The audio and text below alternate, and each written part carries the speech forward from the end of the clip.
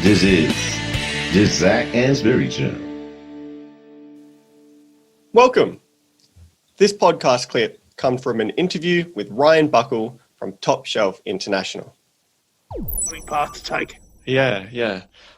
Throughout this conversation, you've mentioned a couple of times about the role that mentors have played in your life and the advice that they've given you, especially about getting out of your comfort zone and stuff like that. I mean, you don't have to name names. That's not necessarily the important part.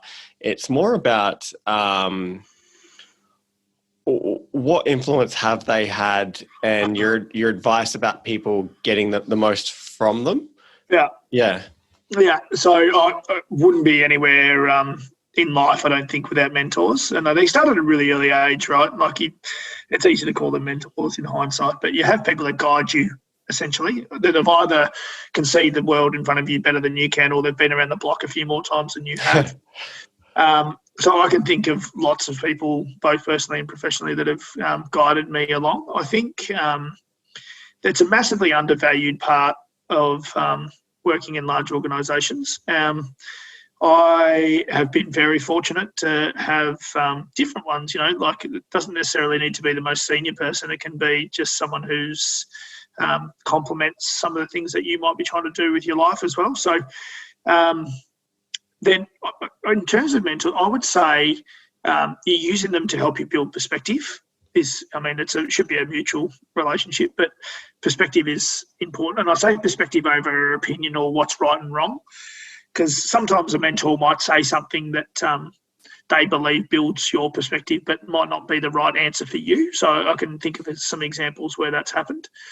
But what I generally try and do is find people who are passionate about self-development, and they've got this sort of if they've been up the elevator, they know how to send it back down to get the next person.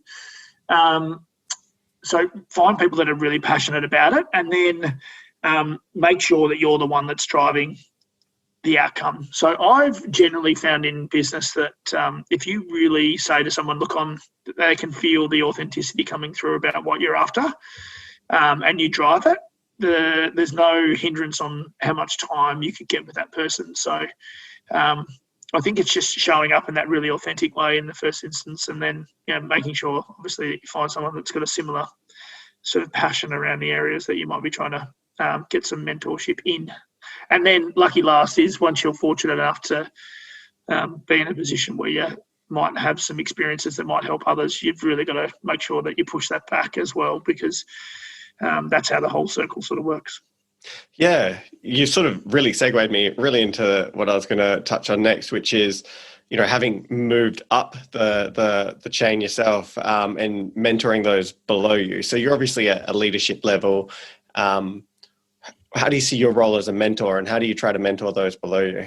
Yeah, I've got a pretty simple philosophy on this. I'm very people-centric, so not to sound like an idiot, but I think if you start with people's best, your intention is to get them to the best possible place that they can be, then I reckon that's a really powerful way to do it. And the reason I say that is just forget all the crap that goes with it. It's just authentically, do you really want to try and help people succeed in life? And often for me, it's not just a work thing. It's, you'd find if you're working on with trying to be a better human being, it'll naturally cascade into being a better person at work as well.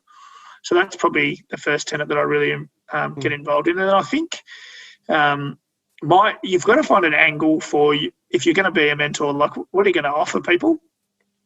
So the things I try and talk a little bit about is my own experiences, because I think it's easy for people to connect. So storytelling is important. Mm-hmm. And then what are you mentoring on? So I've been really fortunate in the last couple of years to do a lot of work with a certain individual who is a mindset performance coach, which is really centered on, understanding firstly how your brain and your anatomy works depending on the stimulus in your environment, and then building some presence of mind when certain things happen, so that you can stay in the right-hand side of your brain rather than the left. The left is the fight or flight. It's naturally how we've been programmed as human beings to, seek stimulus and avoid danger.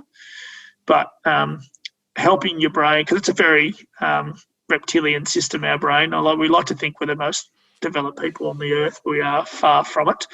I think, our brains were designed to, get us away from saber-toothed tigers. But if we're not educated in how it can manifest in the modern day, a phone bill could be a saber-toothed tiger if you're not careful. Mm-hmm. And the stress reaction response that comes with it, you're just not going to find your best when you need to. So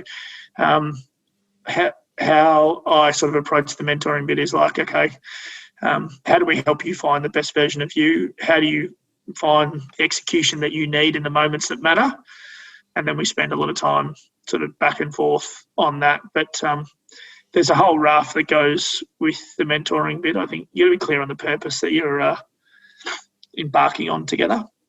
I think you've got to be sort of fostering the connections that would happen between you and that person. And it sort of manifests in itself as trust predominantly, but building strong connection, authentic connection is important.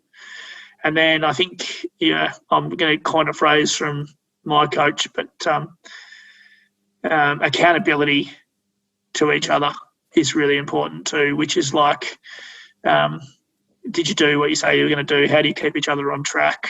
All of those kind of things. When you're on it's just change, right? So when you're changing things about you, you've got to be really make sure you've got someone there to help you along the way. So that's what, it's a long-winded answer into what I find mentoring to be and how I can best help. That's and I'm still cultivating it, right? I'm still learning a lot myself from, you don't stop. I think there's different things that happen along the way that some you anticipate and some you don't. So how do you sort of build that all in? Yeah. Is one of the people that you may have mentored Jackie Ruth? Yeah, who's Jackie now Roth, yeah. Roth. Oh, it's Roth. I mispronounced it. That's okay. My apologies, Jackie. She won't mind. Who will hopefully be on the podcast soon. So she's now big as a marketing manager for Spreads. Yes, she's. Yeah, kicking goals all over the place. Was nominated for B&T's 30 under 30, which is super impressive, and just seems to be, just doing really, really well. She's a very pure human being, but her success is on her, really. She's putting in the time. She's really clear, she says out loud, the things that she wants for herself in terms of who she wants to be.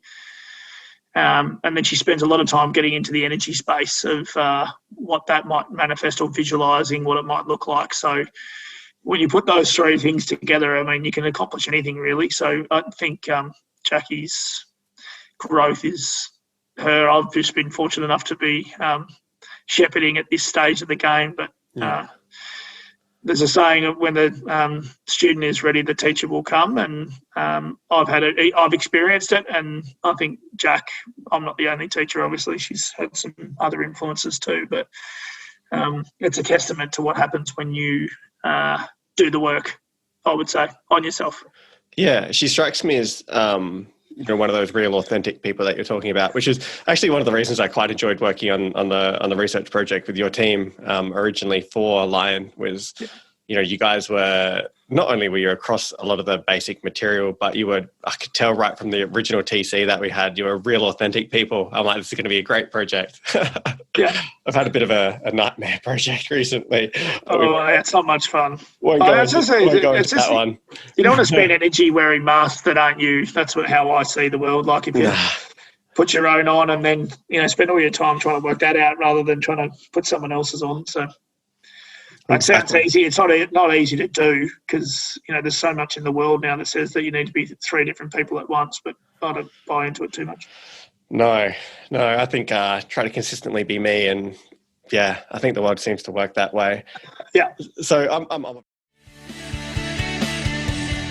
Hey guys, it's Zac Anesbury here with just a couple of quick reminders. If you've enjoyed today's podcast, then make sure you subscribe so you never miss an episode. There are plenty more interviews to come with some of the world's leading marketing academics and practitioners. You do not want to miss these.